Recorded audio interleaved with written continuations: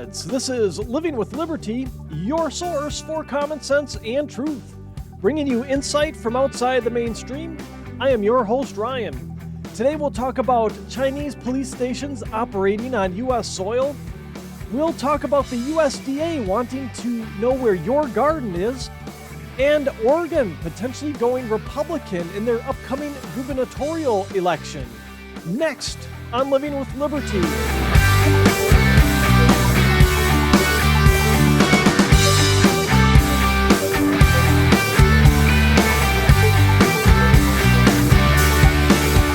At what point will our elected officials and bureaucrats realize that China is not our friend and that all of their interests in the United States right now should be regarded as a security threat?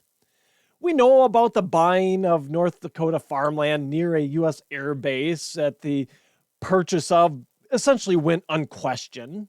Some in the media questioned it, some in our government questioned it. By and large, many ignored it.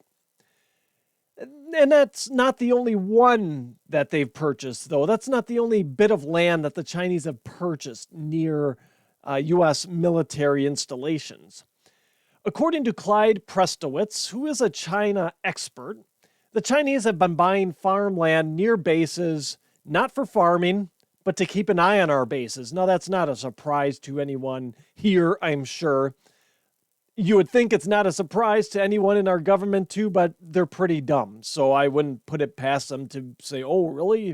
They're not farming anything there? Oh, interesting. They told us they were going to be farming. Right. Here's what Prestowitz had to say about it. He said this: one of the things that bothers me in the U.S.-China relationship is the ignorance of the U.S. side on the limits to which the Chinese will go to obtain intelligence, or the lack of limits thereof. The Chinese aren't above going and looking under any nook, cranny, rock, whatever, to come up with some intelligence that they feel might put them over the top when it comes to competition with the United States, let's say. Honestly, that bothers me too, that our government doesn't understand that China is not our friend, that they do all they can to propagandize our people, to spy on us, to steal our intellectual property for their own gain. And our officials just let them do it without consequence. We put all these barriers up to countries like Russia and Cuba and Iran and North Korea, and we don't do the same to China when they're acting out of line. We are indeed really stupid when it comes to China and their intentions. We, for whatever reason, probably has a lot to do with corporate interests. Let's be real here. Let's be honest. That's probably a good source of the stupidity when it comes to our relationship with China and what China's intentions are operating on U.S. soil with the U.S. in terms of a trade partnership, if you can even call it a partnership. I'll pose this question out there. And when we think about this, how much land does Russia or Iran or North Korea own near our military bases? Now, here's an indication.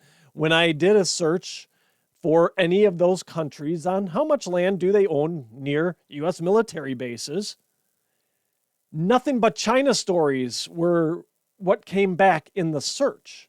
There was no, hey, Russia bought farmland or whatever near this base, or Iran bought farmland. None of that. They have no land interest near our bases whatsoever. So why is China different? And the fact that our idiot government, the idiot bureaucrats in I don't know, Department of Defense, in certainly the White House, whoever makes these decisions and looks at this from a security standpoint, Homeland Security, there we go. What's Mayorkas doing? Oh, he's too busy with the border and leaving that open. That's what he's doing. Why isn't anybody questioning this? Why doesn't anybody say, hey, that's a bad idea. Why are we letting companies or individuals or whoever tied to the Chinese Communist Party buy land near our military bases? Russia doesn't have any land near military bases. Iran doesn't. North Korea doesn't. Why is China different? It's not though, it's not just land near military bases that China is buying. Well, I think we knew about the North Dakota. That was probably the most recent one and I would say probably the most publicized one. There's others, but there's also this little tidbit. The Chinese have also opened a police department of their own, run by China, a Chinese police department in New York City. And this doesn't concern anyone. Not a peep about this, nothing in the mainstream media about this. Where is the questioning of this from the people that are supposed to hold our government accountable? How can a foreign law enforcement agency be allowed to operate on our soil? How can they operate outside of their own country? And it's not just the United States that has this. We're not the only ones with a Chinese police station. There's 54 of these things around the world. And they were supposedly set up. Here's the line from the CCP on this thing. They're supposedly set up for Chinese nationals to help them renew their driver's licenses. Wait, hold on. To renew their driver's licenses. Yeah, right. What are these police stations really for? Surveillance. Surveillance of Chinese nationals, surveillance of the dissidents that escape the mainland, come to places like the United States to get away from it, to have free speech, to be able to speak out against their government freely. It's for surveillance of those folks, and it's for surveillance of the people of the country, the government of the country in which these police stations are located in.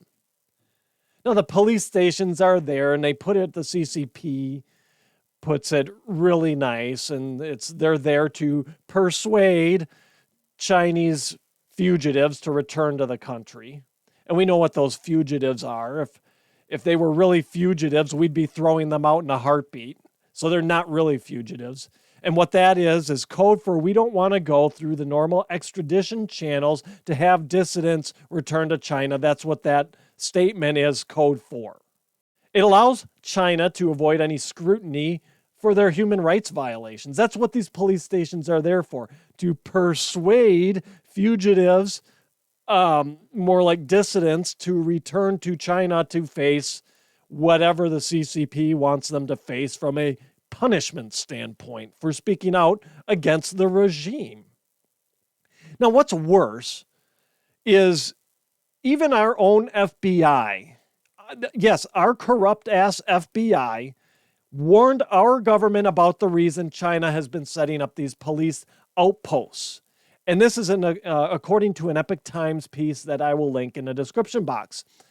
In July 2020, FBI Director Christopher Wray warned the CCP had targeted hundreds of Chinese nationals living in the United States to force them to return, which was part of the CCP's global campaign known as Operation Fox Hunt. This from Ray, he said this: China describes Fox Hunt as some kind of international anti-corruption campaign. It's not. Instead, Fox Hunt is a sweeping bid by Xi to target Chinese nationals whom he sees as threats and who live outside China across the world, Ray told the Hudson Institute in Washington at that time, so in July 2020. He goes on to say, we're talking about political rivals, dissidents, and critics seeking to expose China's extensive human rights violations. So even Christopher Wray he put aside the FBI's political interventionism during the 2020 election long enough to warn people in our country, in our government, about the real reason for the Chinese police station on U.S. soil. And the country of freedom and liberty doesn't even care that the Chinese put this police station operating, basically a law enforcement operating on foreign soil to go after dissidents who dare speak out against Xi Jinping. Now, if this is really about Chinese nationals getting their driver's license renewed, if that was the real reason for this police station on U.S. soil, wouldn't the Chinese embassy be able to handle that? Wouldn't they be able to work with the Chinese embassy in Washington, D.C. to go ahead and help Chinese nationals who are here in this country get their driver's licenses renewed. That seems like it would be something that would be handled through those channels, no? Now, you or I may not be fooled by the Chinese, their intentions here with this police station, but it sure seems the dummies in our government are fooled, or they just don't care, or they're just keeping quiet because of their corporate interests and they want to keep that corporate money coming into their campaigns. It's one of those options, I'm sure. They are dumb, but they're maliciously dumb sometimes. The Chinese police have no authority. The Chinese have no authority to operate on U.S. soil in this manner. They have no authority to have a police station, a law enforcement agency operating on our soil to go after their citizens. Once their citizens are in our country, their citizens are then subject to our laws, not Chinese laws. They're not subject to whatever restrictions Xi Jinping has in terms of speaking out on politically. They have no authority to operate here. And to boot, like I said before, these are very likely, the vast majority are law-abiding folks that are here in the United States legally. So there's no reason for them to be returned to China from a legal standpoint as far as the United States laws are concerned. Their only crime in eyes of China really is speaking out against the Chinese regime. Now, this police outpost is not only there to harass Chinese citizens, it's also there to serve as another node of surveillance for the CCP in America. It's in our biggest city. It's in our largest city. There's a lot, it's in the financial capital of our country. So you don't think for a second that not only are they harassing Chinese citizens, Chinese nationals who are expatriates, if you will, who are here legally, but it's also there surveilling our financial markets and everything else that goes on in New York City. Our biggest city. There's a lot that goes on there. You don't think that the Chinese aren't spying on it through this police station they got set up there? It's just another way for China to spy, propagandize, and sabotage America. That's what the purpose of this police station is. And our government officials have their heads jammed so far up their rectums that they don't see it or they don't care, and they're not giving a second thought to the purpose of this Chinese police outpost. Those at the highest levels of our government need to wake up. They need to take action. They need to make the Chinese divest their land holdings around our military outposts, and they need to shut down this police post immediately. If you are listening to the audio-only show and your platform allows for reviews, please give us a 5-star review. It helps others find the show. Whether you are listening to the audio-only version or viewing on Rumble or YouTube, hit the Rumble thumbs up, subscribe buttons. The more interactions we have, the more the show gets into the recommendations made by those algorithms, and the more we are able to spread the truth. Okay, moving on. The USDA wants to know where your garden is. They want you to register your garden as part of their People's Garden Initiative. Yes, there are specific criteria that need to be met to be listed as a People's Garden, to be listed in the register of the USDA's People's Gardens. And I'll get to those in a minute. But as we've seen, it won't be long until they are further broadening the criteria, until they are making demands, until they are strongly recommending whatever you want to call it. And then eventually, as we saw with the jabs, they will probably come to a point where they'll just outright demand that you register your own personal vegetable garden with them or face punishment and consequences and not be able to participate in society. We've seen this. We've seen this show already.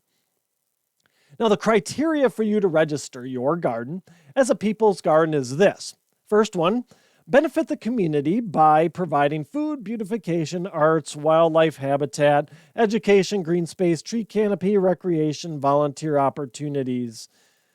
That's the first one. Pretty broad. Here's a second one. It's a collaborative effort involving neighbors, co-workers, food pantries, master gardeners, conservation districts, USDA agencies. Well, imagine that. Veterans, youth organizations, seniors, faith-based groups, or others. The third one, incorporate sustainable practices. There's our favorite word, sustainable again, such as rain barrels or micro irrigation, composting, cover crops, pest management, bat houses, or insect hotels. Why would you want to put insects up in a hotel? I don't want them outside of the pollinating bees or any other pollinators. Butterflies are cool, right? Anything that pollinates my garden, I'm good. So if we got like a beehive or a butterfly hotel, fine. But the rest of these things, they just eat my plants. I don't want the rest of them. I don't need no insect. Get those things out anyway. Tangent. And the last one there in that section's native plants. And the fourth piece of this, educate the public about sustainable practices and the benefit of local food systems through signage, classes, events, outreach, materials, websites, and youth field trips. Yeah, let's go take a field trip to Joe Smith's backyard garden here, see what we can learn from that, right? All right. So there's the criteria, pretty broad, pretty all-encompassing, right? So what do I think is going on here with this? It's an effort to further intrude on your life. Now, the USDA has been pretty quiet about this for a while. So the fact that they are kind of bringing it back to the forefront, making a renewed effort to market this thing, tells me that they want to become even more intrusive in your life. And those running these bureaucracies want to further impart their socialist nonsense on this country. Now, we've all seen the community gardens. I'm sure many of us have some sort of community garden somewhere in the place that we live. And you know what? I think they're a great thing for the community. These gardens, people get together, they put them, put the plants in, they maintain, they weed, they do everything to take care of the garden, and it's for the community. So I think they're a great thing, but that's not what you'll have after you register it with the USDA. What they'll have then, what the purpose of this is to give this government bureaucracy a list of places where people are growing their food outside of the government's reach and control. Because this is all food the government has no control over currently. They have no way to control people who are growing their own food. So they need to get a registry of personal gardens so they have the list so they know where to look later on. Food that leads to the self-sufficiency of the citizenry, and the government can have that. That's the purpose here. These gardens allow people to not have to rely on government. They don't have to rely on going to the store. I can grow my own food. Why do I need to go to the store? Why do I need to buy the crap that the USDA says is good for us?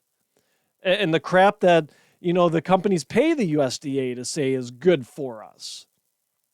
Citizens that have access to their own food are not a dependent people and therefore will not bend to the will of bureaucrats. They won't bend to the will of government. So by inviting these people and the community gardens that meet that criteria, the USDA now starts a list accessible to bureaucrats across the government, not just the USDA, across the government, people in your own community, of places where independent food production is happening. And then they know where to go and shut things down should they ever get a stranglehold on the means of production in the country here. And you think I'm kidding about this? Go ask a Dutch farmer friend about how the New World Order's attack and what that did to their farmers. We all remember that. The Dutch government coming down and attacking their farmers for climate change. This isn't about climate change. It's not about expanding community gardens. It's not about the BS we'll get into in a minute here about what the USDA says this is. It's about control over you. The Dutch government already exhibited that. They obviously have less restrictions than our bureaucracies as the USDA is trying to get this to be more voluntary at this point. But it's the same thing. It's an attack and will become an attack on our food supply, on our self-sufficiency. Did you notice, I kind of mentioned it, but did you notice how the USDA's criteria is actually pretty comprehensive, yet still open-ended? They included anybody and everybody you could think of.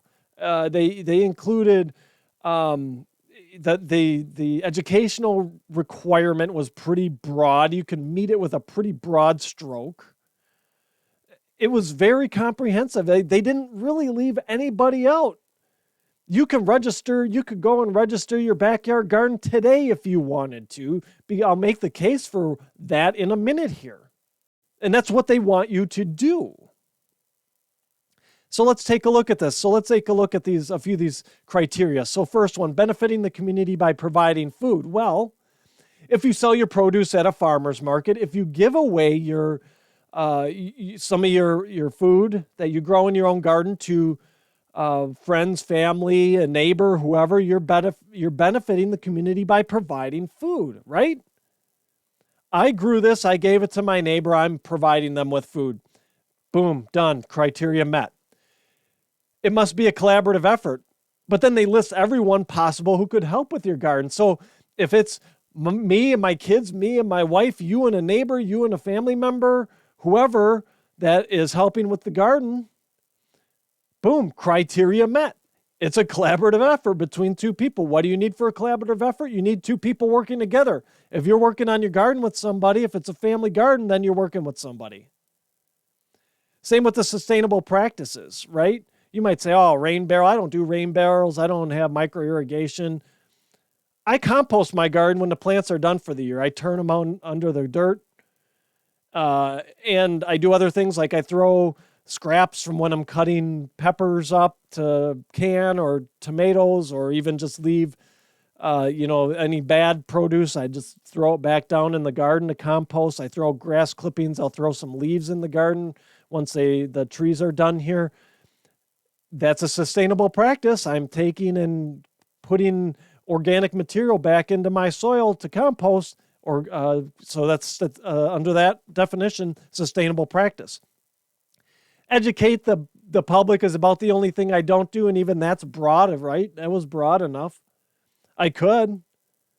I don't do it, but there are small-scale farms, little hobby farms, smaller gardens, community gardens, whatever, that do as a tourist attraction, especially if you have a small farm or something, they do it as a tourist attraction to help generate some additional income for themselves. So that fits, right? And I have no doubt that depending how tight the USDA wants to wrap their fingers around this, they won't, it'll come to a point where they'll change this criteria to invite more of the backyard hobby gardeners to apply for people's garden status as well, by tweaking that education piece just enough to make it fit where now it's applicable to 99.9% of the people in the country.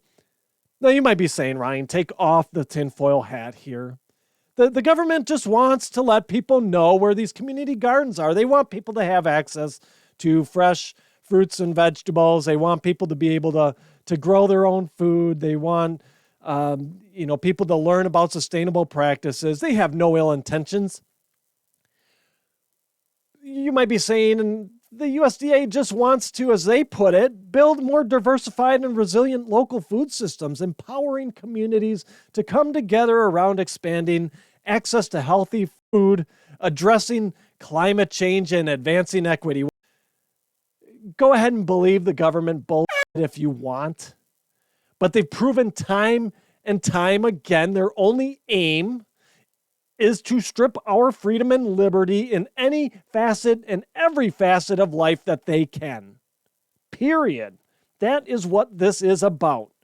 Take away your independence so you have to rely on daddy government for everything.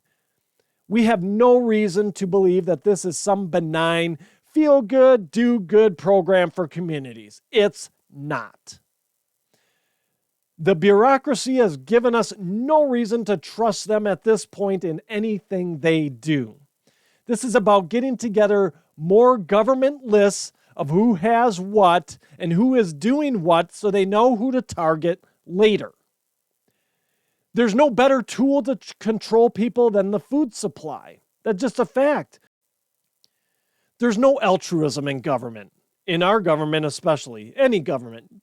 Governments are not altruistic. We are right to be skeptical of their every move, especially when they've so blatantly trampled our Constitution and our rights in the very recent past, and look back further over the course of history, really, as these government bureaucrats have done everything they can to amass more and more power for themselves. They just worm their way in, and before you know it, you're beholden to a bureaucracy. Do you have a question or comment for the show? Do you have a topic you'd like to hear me cover? We'd love to hear from you. Send an email to ryan@livingwithlibertypodcast.com. I'll answer the question or read your comments on the show. All right. The winds of political change are really blowing hard. I mean, really blowing hard. Reasonable Democrats are fed up with the Democratic Party as well.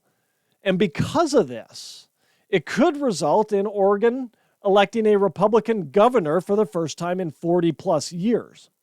Now, Phil Knight, founder of Nike, has had enough of the third world his state has become and is very publicly backing not the Democrat running for governor, but the independent in the race, Betsy Johnson.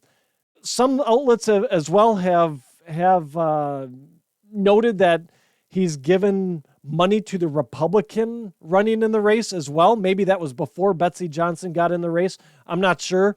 But from what I've seen, just to be open and transparent and candid, from what I've seen, it's been Betsy Johnson, the independent, that Phil Knight has been backing. So we'll see.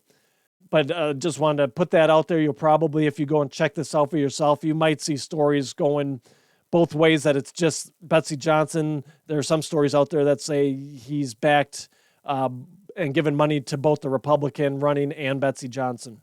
Now, Betsy Johnson is a former Democrat, hence I can see why Phil Knight's backing her more so than the Republican. Phil Knight is a Democrat.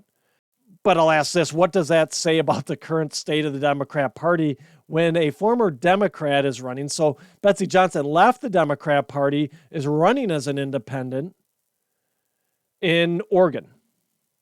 What does that say about the state of the Democrat Party when you've got a liberal state like Oregon with a independent who's actually sucking up a fair amount of support? And where is she going to suck that support from? The Democrats. Republicans aren't going to back her.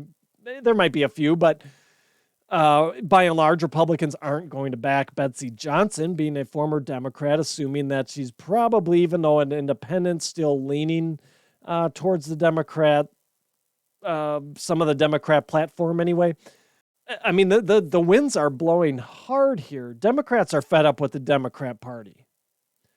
Now, Phil Knight has said he will do anything to ensure that a Democrat is not elected as a governor. So, Phil Knight has had enough.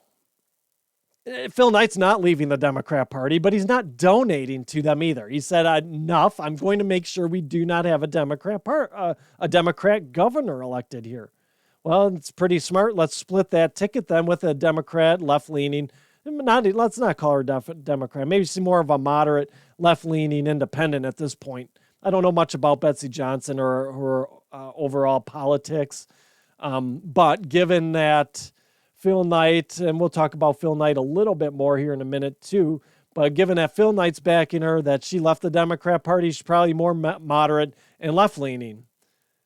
So that's going to suck from where? The Democrats mostly. And they're in a world of hurt in Oregon right now in terms of the governor's race.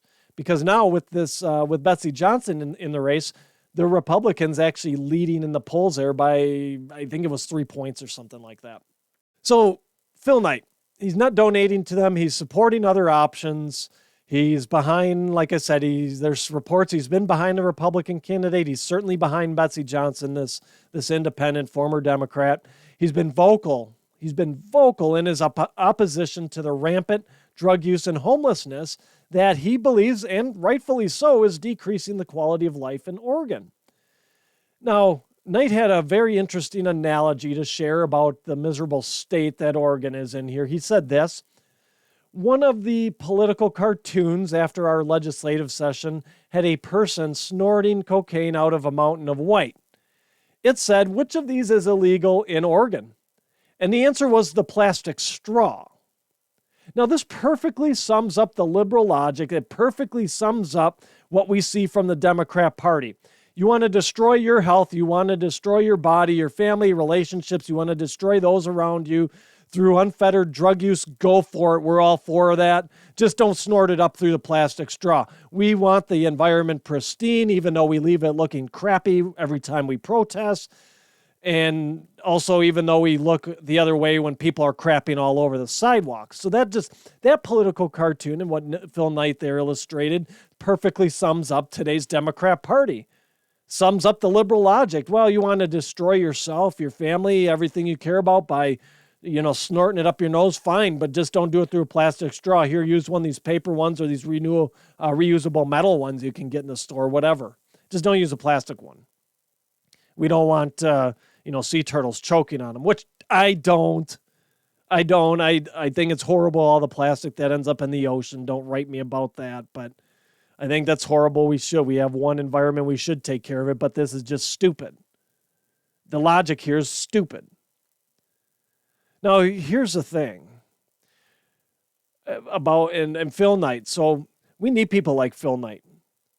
He's a big Democrat donor who decided he had enough of the Democrat Party, is standing up to the Democrat Party and saying, screw you, you guys are idiots, I'm backing this independent, and maybe some Republicans.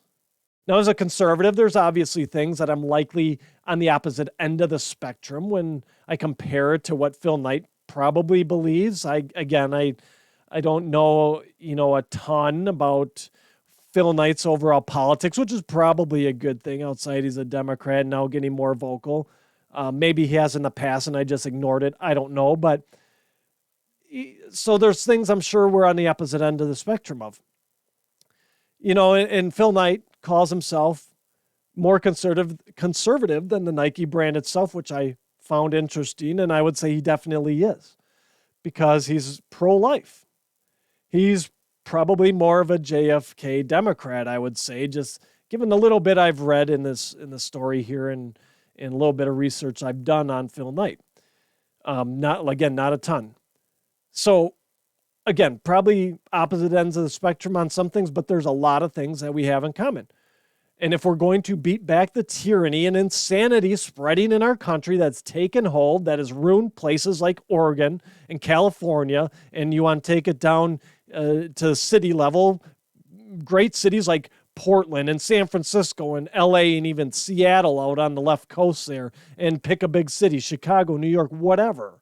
Just this insanity that's taken over. If we're going to beat back the idiocy of this, we need to join with people like Phil Knight, who seems by all accounts very sensible.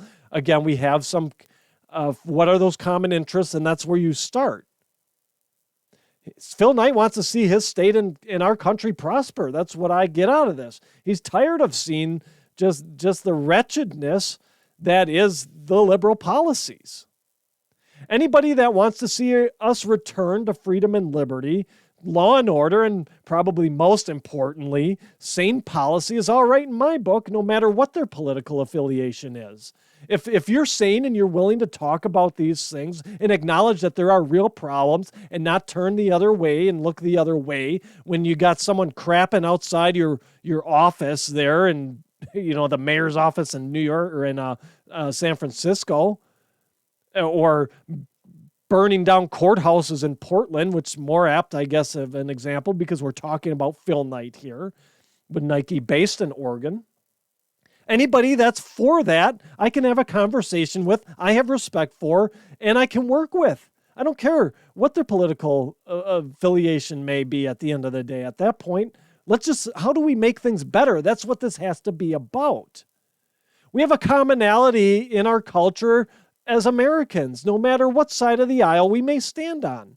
We might have different ideas on how to get to the end result. As a conservative, I think I may think it's more, let's give people a hand up. Maybe they need a little assistance, but let's teach them the skills on how to better themselves. We're, on the liberal side, it's let's give them more money and have compassion. Fine, we can blend those and make a good solution there. I am having compassion by teaching somebody how to do for themselves. We don't just have to shower them with money. I can work with people that are willing to have that conversation. And we all have in this country a common culture. We have to embrace that.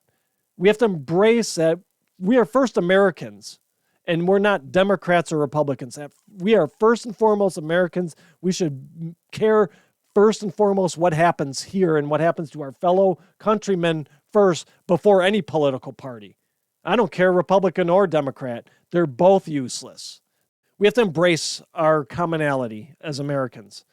And we have to do that if we're going to return our constitutional republic to a country that is for the people, by the people, and is the greatest country on the face of this planet once again. All right, I've got a couple of quick stories here to finish up for today. Now, apparently, Eric Shartwell has some explaining to do about his expense reports for the first 9 months of this year. Fang Fang's boy toy was still so scared of the vid that he did a lot of vote by proxy this year, something like 48 times. Yet, even though he didn't show up for work, didn't show up to his job, said 48 times, said, yeah, I'm not coming in here, whatever other representative he gave his vote to, vote for me, here's my vote in proxy. Even though he did that, he couldn't show up to work, couldn't be bothered to show up to work. He still managed to spend $250,000 of your tax dollars on travel and car services for the first 9 months of the year. That's $250,000, and we're not even through the year yet. So if you extrapolate that out, we're probably, if that pace of spending continues, looking at $300,000 to $350,000 in expenses for this clown. Unreal. I mean, I'm not really sure how this works. You don't show up to work, but you still get to expense travel and car services and meals and whatever else. How does that work? Well, and it doesn't stop there on this expense report. Oh, no. He spent over $33,000 on child care services for campaign events. That's what it's listed on that expense report as. But the vendor he listed on the report is himself. So he paid himself to watch his kid. And the kid, oh, by the way, that him and his wife are screwing up, but we've covered that before. It'll be interesting to see what lame excuse Mr. Fang Fang will have in regards to what looks like mismanagement of taxpayer money. Just mind-boggling. These people think you don't notice, you won't notice. It's a hierarchy here. This isn't even... they're not even like us. They think they're better than us. This is a hierarchy thing. I'm still going to spend the money even though I'm not showing up for work, sort of thing. Just unreal. California, do yourself a favor and get rid of this guy. And then we've got crying Adam Kinzinger, who should just leave the Republican Party already. I mean, he's been shelling out money to Democrats running against Trump Republicans. And now he's got some delusion that the sham January 6th committee is actually going to do anything with the subpoena they just served Trump. And even worse than that. I mean, as if it could get worse than that.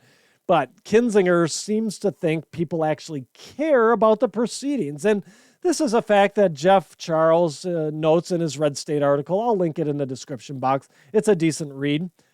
Charles notes this after quoting crying Adam just droning on about the DOJ moving forward on this anyway, even without the committee or whatever. Who cares? It's Adam Kinzinger. He's irrelevant. Illinois managed to gerrymander his district out, so we won't have to deal with this clown much longer unless somehow he jumps to the Democrat Party and does useful idiots things for them anyway. But anyway, here's what Charles wrote about crying Adam here in his drivel. It says this: I've got some bad news for Kinzinger. The Democrats' House Select Committee will do nothing to erase questions about the result of the 2020 race. Very few Americans actually take these proceedings seriously. Indeed, most, including Democrats, believe it to be a politically motivated circus designed to politically damage Trump in a way that prevents him from running for president again in 2024. Exactly. That's all this is about. Trump hurt the feelings of the Republicans that are on this sham committee. We know he's hurt the feelings of a lot of Democrats. But at the end of the day, it's wishful thinking that this ends up in any way making Kinzinger and the rest of this clown show look like anything but the buffoons they are when history is written about this sham committee. That's what they're hoping for, though. That they are able, through this committee, to go back to their districts and they get showered with praise and adulation because they saved the country from the bad orange man. Too bad for them, the average American doesn't care about January 6th. They're wondering how they're going to pay for groceries and gas at this point. I didn't give a shit about January 6th on January 7th. Who cares? It was all staged and fake. The average American is tired of politics as usual. And they're ready to put people in Washington, D.C. who are going to work on behalf of the voters' interests, not their own political interests. And that's what these delusional lunatics like Adam Kinzinger don't get. They don't get the fact that we don't care about their political scores they're going to settle. The only thing I care about is the policy you're putting forth to make our country prosperous, to make me prosperous, that allows me to be prosperous, and that you quit sucking money out of my paycheck to send to foreign lands, to wars we don't belong in, to launder it through countries we have no business sending funds to. That's what I care about. I don't care about your political pissing matches here. That's the delusion these people are under, and that's why we've got anybody that's on this committee, anybody that's aligned with this committee needs to be voted out. All right, I'll be on Rucksack Radio again on Tuesday, 7 p.m. Central. The live show streams on Riverside FM with an interactive chat, and it is also streamed at the same time simultaneously on YouTube. The chat there is not interactive. We'll see your comments later if you're watching on YouTube and make a comment. We see them after the fact there. Now, if you miss a live show, the recording's up the next day generally, sometimes the same day, sometimes the next day on that YouTube channel. It's Rucksack Radio YouTube channel. Tom and I both would love to have you tune in and join us. Friends, that's my show for today. Thank you for tuning in. Please check out my website, livingwithlibertypodcast.com. There you'll find links to my past shows, my original articles, as well as other resources to help arm you with knowledge in fighting off the prevailing narratives of the day. While on my website, shop my store, Living with Liberty Outfitters. Lastly, I'd be so grateful if you shared, subscribed, and left a positive review of the show, should your listening platform allow. Subscribing helps us move up the charts and helps more people find the truth.